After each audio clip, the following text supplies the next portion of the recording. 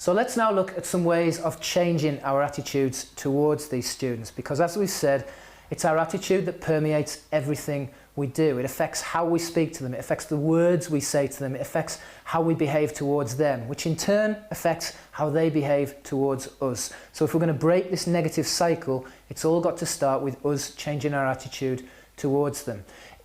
It makes a difference between giving instructions to a student and having them follow them and respect you, and giving instructions and being laughed at or ignored.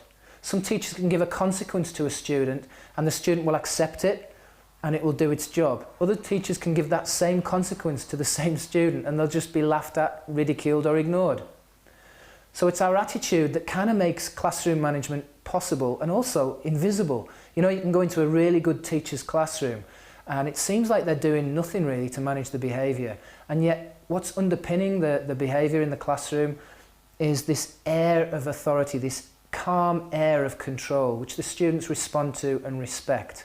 It's not accepting inappropriate behaviour and being known not to accept inappropriate behaviour, but also being known to respond in a very positive way, in a more supportive way. And that's why the students respect that kind of teacher. That teacher isn't out to have a go at them, isn't out to catch them out. They're there to help them succeed. So that's the kind of attitude we want to develop.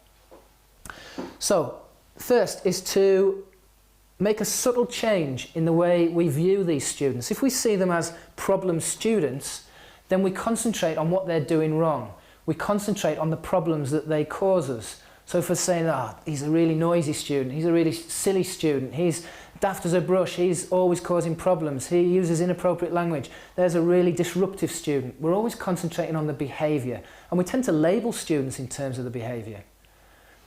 But if we can see students as students with problems rather than problem students, we see them in a slightly different way, but it's very important. It's a subtle shift, but it's a very important shift. Years ago, when I first started my career actually, I remember covering a lesson. It was a science lesson with year 10 students, so they were all about 15 years old. It was a mixed group, but it was bottom set and it was a chemistry lesson. And I remember going into the room, having been briefed and told that this was a really, really difficult group and I was going to have my work cut out. I remember walking in thinking, well, I'm not going to have any problems here. Because I had my heart set on being really good at behaviour management, and what that meant to me at the time was having students totally focused on their work, listening to you, not shouting, not wandering, not talking, just sat quietly in their seats and listening to you. So in order to get that from the students, I went in with all guns blaring. I was shouting at them and I said, you sit down in your seat and you sit down in your seat. When you're in my lesson, you do as I say. And yes, I had control. I did get control. I think they were shocked because they hadn't met me before and they didn't know how to take me. And obviously I was shouting and screaming at them, so they didn't really want to push too far in case it went even higher. So I had an element of control in that classroom and I was very pleased with myself. So they're all quiet and they're all working away. They didn't like me. Definitely didn't like me, but I had control, and that was all I wanted at the time because I thought that's what was important. And then after about 10-15 minutes, the door gets kicked open and this kid comes shuffling in, dragging his bag, and a few of the kids start laughing and he's like casting looks at them, and he goes and he sits down and he slumps in his chair. And suddenly my classroom is in chaos. Right, there's kids asking him questions about what he's been up to and what happened last night, and oh, did you do this and did you do that? And he's lapping it up. And I was absolutely livid. I was so annoyed that this air of control had just been taken away from me by this one individual. You know, you can get kids like that, they're just the ringleaders who just cause chaos for you. They walk into the room and you've just got no chance with the rest of the group because the rest of the group look up to them. And that's what was happening here. So I went up to this kid and I was right in his face. I said, who the hell do you think you are? You come in this classroom when everyone's working away and you disrupt it. Look, it's in chaos. You don't come in the classroom when I'm in control and do that. So get yourself out. And he just looked at me in disgust, picked his bag up and he shuffled out the room, and all the kids are laughing and he went out the door. And I remember saying something along the lines of, yeah, you get yourself out. I wouldn't want you in this classroom. You're not worth it.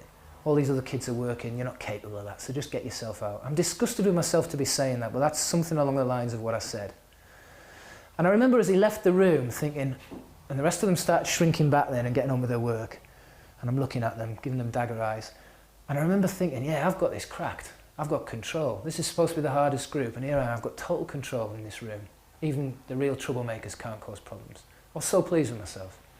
And I went into the staff room at break time, and I was expecting that word will have got round, you know, that this new teacher had control of this tough group, and I was so pleased with myself. And the head of science pulled me to one side. He said, "Rob, can I have a quick word?"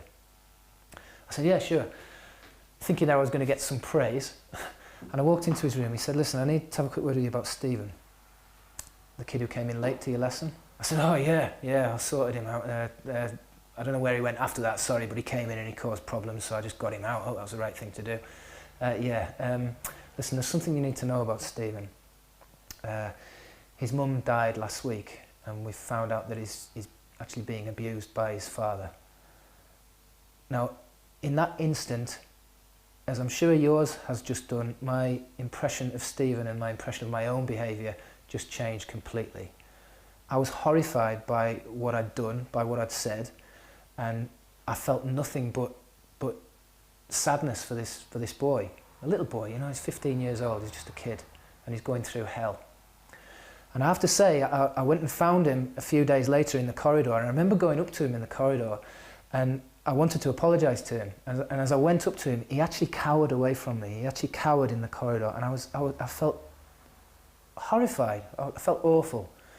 And I said to him, I said, "Listen, Stephen, I just want to say to you, I'm really sorry about the other day. I had no right behaving like that, and I just hope you'll accept my apology." And you know, that kid was so responsive after that. He became like an ally. And this is just an aside. You often find that the kids who are causing you the most problems, if you can reach out to them, if you can get them on your side, if you can connect with them, they become very powerful allies, because they are the ringleaders. And they tend to get other kids following them. And so if you get the ringleaders on your side, they're the ones who stand up in the class and say, "Oi, be quiet for Mr. Plevin." And that's the kind of situation I was in with this kid afterwards.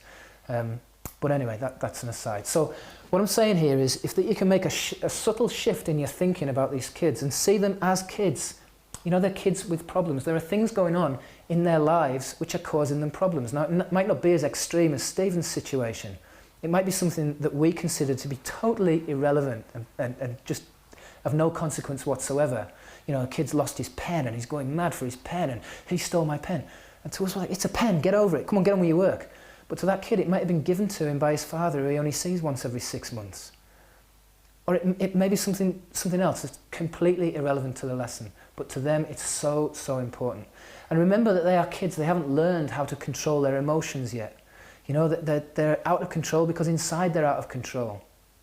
They haven't learned how to interact properly with other people. They're a work in progress. And we've got to remember that. Kids are not problem kids, they're kids with problems. And when you start seeing them in that sense, when you see them as needing your support and help rather than just punishment, then you change your whole attitude towards them. And that's when we start delving into a more positive set of strategies rather than our punitive, hostile set of strategies. You know, we've talked about the hostile teacher and the weak teacher, and the hostile teacher is so fed up and so angry and annoyed he's going to use one set of strategies, and the weak, permissive teacher is so ground down and worn down and weary is going to use another set of strategies, and they are negative strategies that just do not work. They come from reacting from a negative place. What we want to do is be able to respond to students from a positive, supportive framework, and it comes from changing our attitude towards them and the way we view them. And the second way we could look at changing our attitudes is to look at the way we see problems. Okay, this little black dot here is a problem, and this first circle here represents your worldview. This is all the skills and all the knowledge that you've amassed over the years, right from being a baby up until the present time. So right from learning your times tables and learning to tie your shoelaces, right up to being able to teach a subject in depth to students at school. This represents everything you know. Now the thing is that when we come across a problem, we've got a choice. We can either go through the problem, or we can shy away from it. So some people will find something just far too difficult to deal with and they'll just walk the other way. Or you might meet a problem and just go along with it, but you don't really meet it in a positive frame of mind. So let's go back to the class from hell. A teacher could decide, I'm just not teaching them, I'm just having nothing to do with them. They are just out of control and I'm having nothing to do with them. Or they might just go through the motions, which is why we get teachers being bitter and worn down and frustrated and worn out, or angry and tense, because they're going through the problem but not really dealing with it. And in that case, in both those situations, there's no growth takes place here. Our worldview doesn't get any bigger. There's no learning takes place. If anything, it shrinks because we're met by this problem and we decide, I don't want anything to do with that, or I'm going through the motions. But certainly we don't learn anything from it other than, I don't like this and I'm not going to deal with it again. On the other hand, if we go through that problem and we decide, actually, I'm going to find a way of getting through this, I'm going to find a way of succeeding here with the class from hell, what actually has to happen is that our worldview has to expand, because it's the only way we can take that problem in. We've got to learn new skills, we've got to learn new strategies, we've got to learn new ways of interacting with people and new solutions to get through that problem. And in this case, our worldview can only grow. That's a much more positive way of being. So rather than shying away from problems and seeing them as something insurmountable, we're actually seeing them as a learning opportunity, a chance to develop new skills. And that's a much better way of seeing some of the classes or some of the students that you're working with. You immediately start to work in a more positive frame of mind.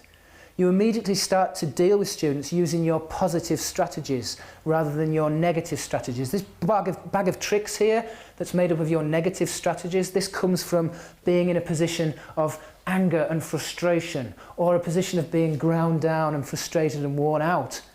They're negative strategies that you will use when you're in that state of mind.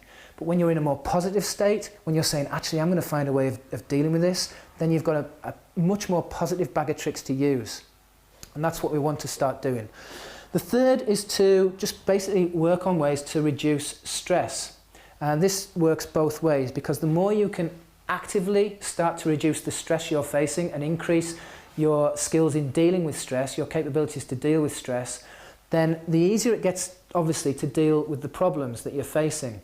And that means that those problems become less severe and less frequent, so your stress naturally goes down. So the whole thing kind of supports itself.